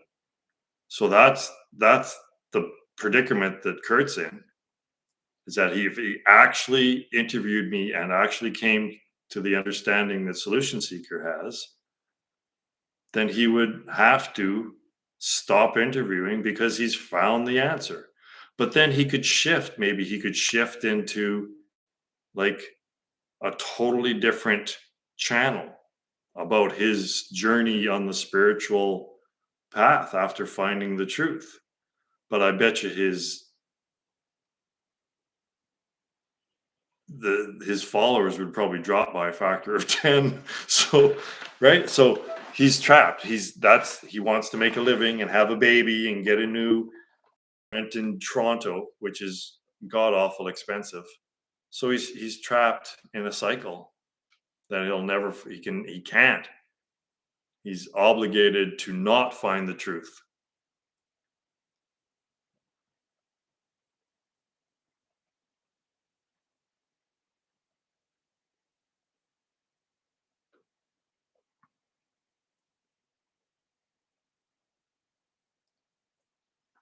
Oh yes, and that's very subtle, right? Like it's like when you're reading a novel, and even though you're really, really engaged in the novel, at times you can read an entire paragraph and then have to reread it because it's like, oh well, I was daydreaming or something, and I even though it seems like I read every word, I have no idea what that in relation. And it's the same way when you're presented with information that goes against your worldview. You can be hearing the words and understanding what the words are saying, not actually trying to understand it, to make this discernment. Or worse, if you're actually trying to poke, that's what most of it is you're actually reading or listening to something, a theory that isn't in alignment with your worldview. And what your mind is doing is trying to poke holes in it rather than trying to understand it. So it doesn't matter. Like I said, it could be as clear as both of us looking out this window and me saying there's a lake there, and the other person saying there isn't a lake there. I don't see any lake there, because they don't want to see the lake. So it doesn't matter how obvious and succinct I make things, point things out to people. If they're not ready to hear it, if they're not willing to drop their belief systems and their worldview, doesn't matter how obvious it is, they won't see it.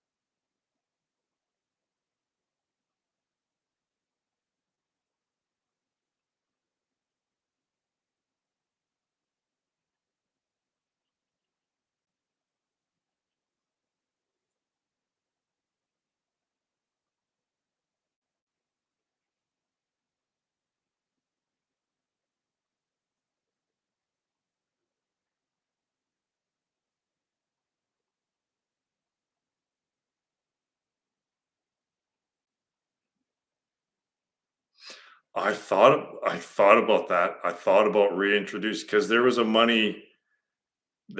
big money um, component to him investigating my like doing a deep dive on my theory for like an entire month, just investigating my theory, and I would pay him X amount. And if crypto goes where I think it's going to go, and I'm going to be as wealthy as I think I'm going to be, maybe I'll present it to him again with a higher number because I don't give a fuck about money. I'm almost completely self-sufficient already, and I don't have a problem paying someone to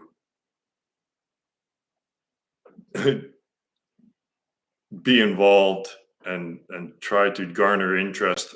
It's like, oh, I'm studying this because I'm being paid. Well, that's fine as long as you give it like genuine, like you're genuine about it, right? I'm genuinely going to try to understand this and only this for an entire month, and this donation or whatever is my income for this month.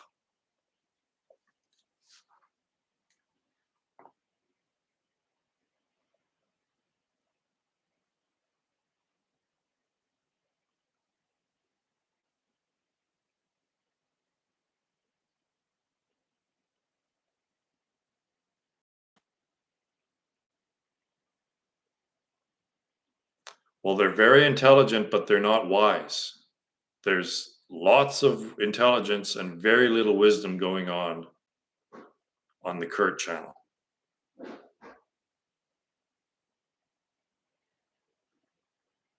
I'll send you some cash, my friend.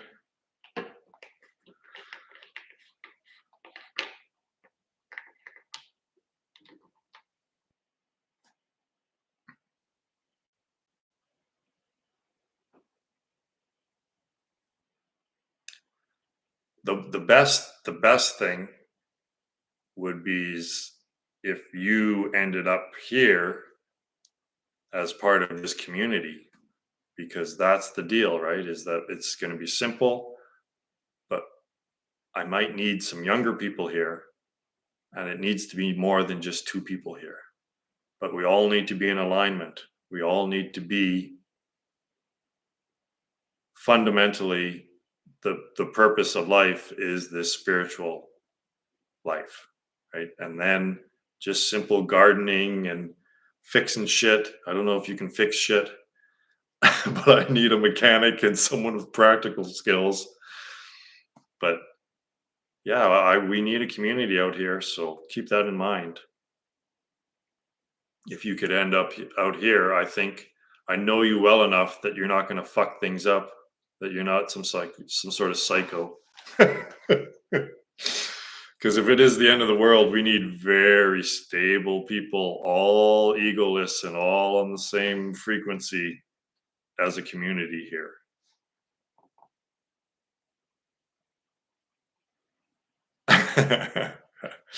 Well, you too, but it's harder, I think, for someone from Slovenia. Oh, I keep forgetting. I'm sorry. Slovenia. To come here and stay here, right? To get a green card or whatever, a working visa or whatever. I don't know.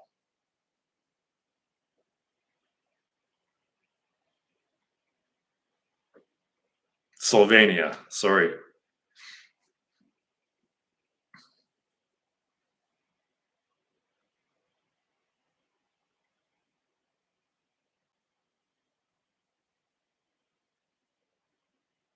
I have a terrible memory for names.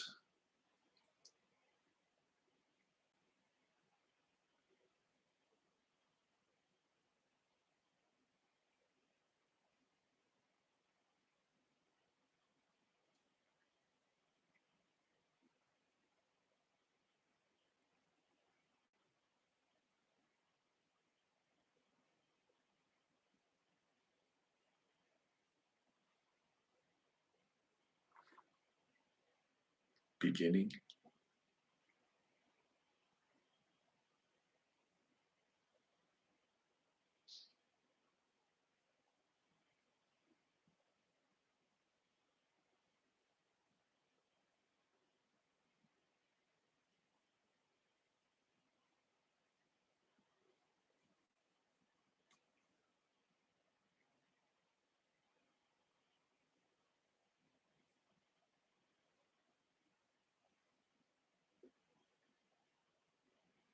Yeah, I know, but I can't understand the way my brain works. Like I said, I just keep blaming it on dyslexia.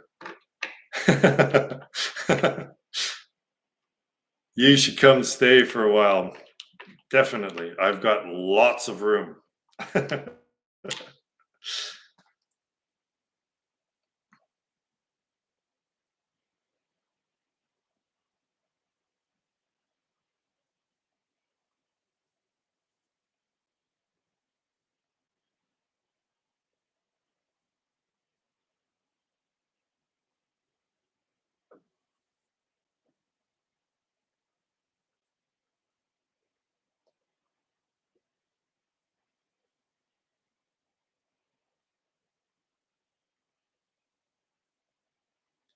So is that odd? I would imagine that's odd for it to be raining at this time of the year where you are.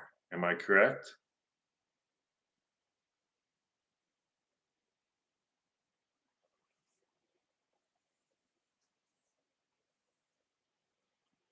Because as I look out the window here, there's almost zero snow.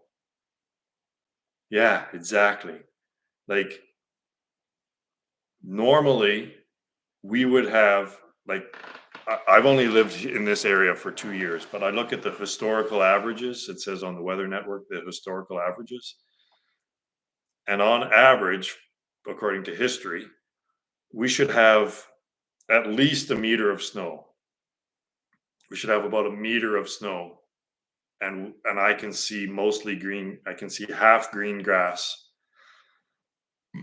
and half snow out there, and we're already in a drought in British Columbia, which is the biggest forestry. I think is probably the biggest industry in British Columbia. Like half of the entire province is just full of huge trees. And last year was the most intense. The more hectares were burnt last year than in its entire history by almost double. So I was here in 2018 when I was still a wildland firefighter. I came from Saskatchewan to help, and that was their record year. 2018 was their record year for hectares burnt. And last year, well, this 2023 almost doubled that record. And we are in the middle of a El Nino, which means there's no snow. So the drought is even going to get worse. So this next year is going to be even more intense than last year, which was twice as intense as the next biggest year of fire. Like, this is the apocalypse. This is the end of the fucking world. It's just everything is going exponential now.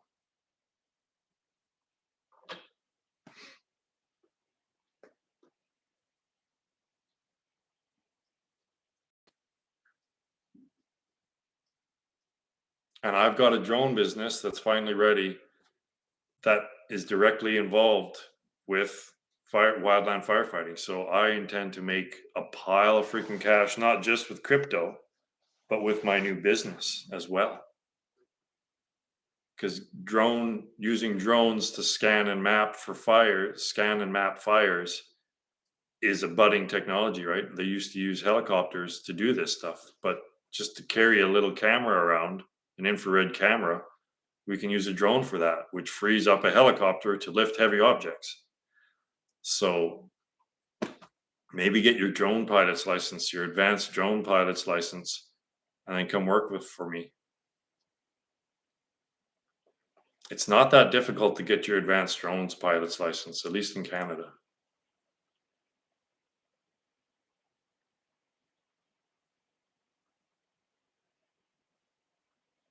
Yeah, it's all very freaky. Like this is on the other side of the you're a long ways from me, right?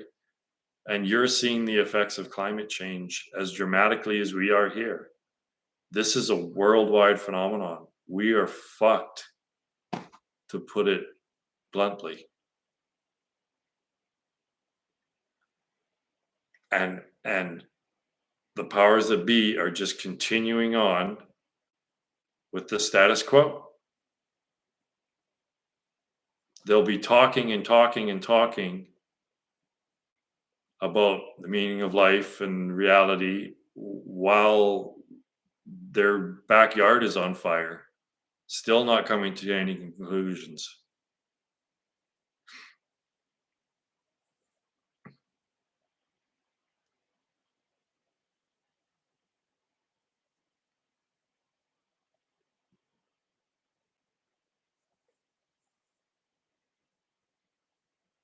Round, round we go. Groundhog species.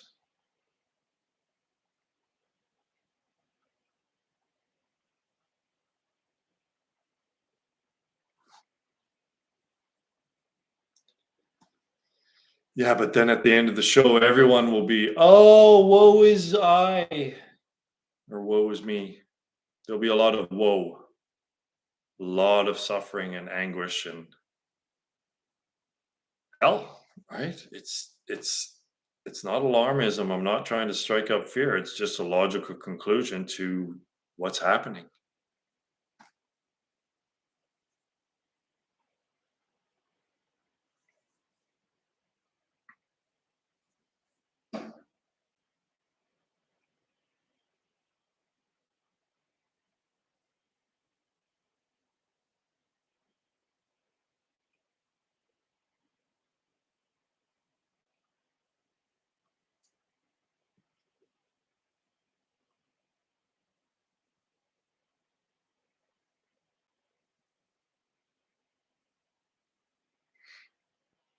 Well, I think I'll shut her down on the hour, which is 6 more minutes.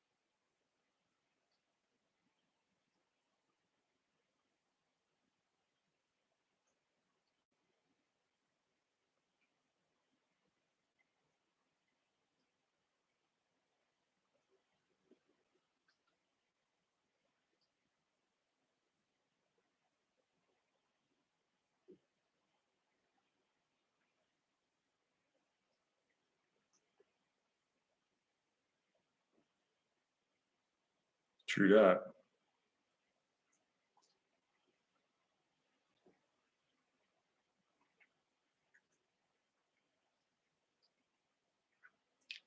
Space is the separation between objects, and time is the separation between thoughts.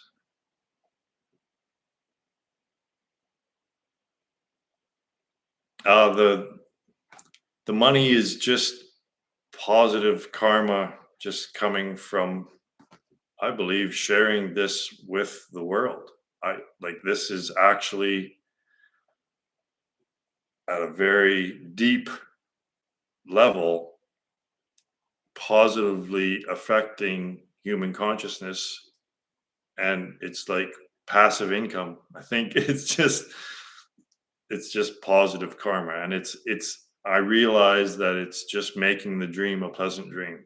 That's the most important thing, is that it's just a dream, and it just so happens that I'm having a very pleasant dream, whereas most of the human consciousness will be going through a nightmare pretty soon. And thank you for the sentiment. Have a good year yourself. a good New Year's Eve.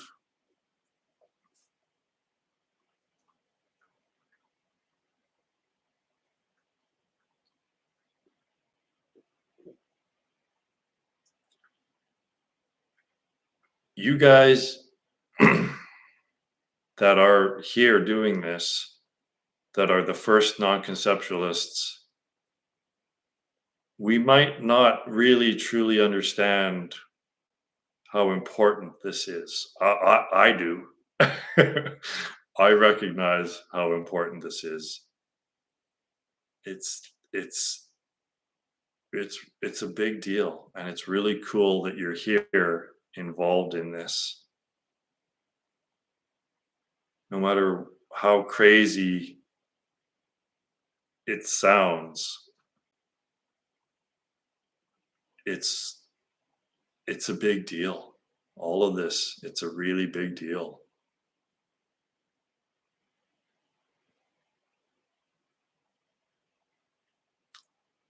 The 12 apostles were just normal dudes, right? I'm not saying I'm Jesus, by the way. I'm just saying it's just another analogy, right?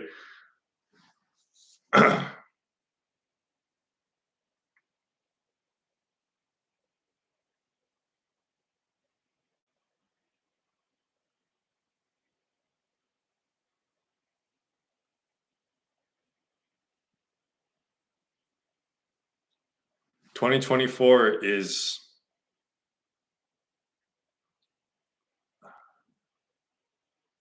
yeah, it's going to be relatively probably the most important year in all of history, all of human history. 2024 will probably be the most remembered in the very short history that's left. It's going to be crazy. It's going to be almost literally crazy, right? Yeah. The Ponzi scheme is finally reaching the end of its potential.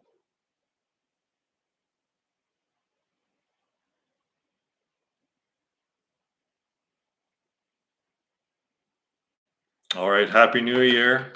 And we'll see you next Sunday.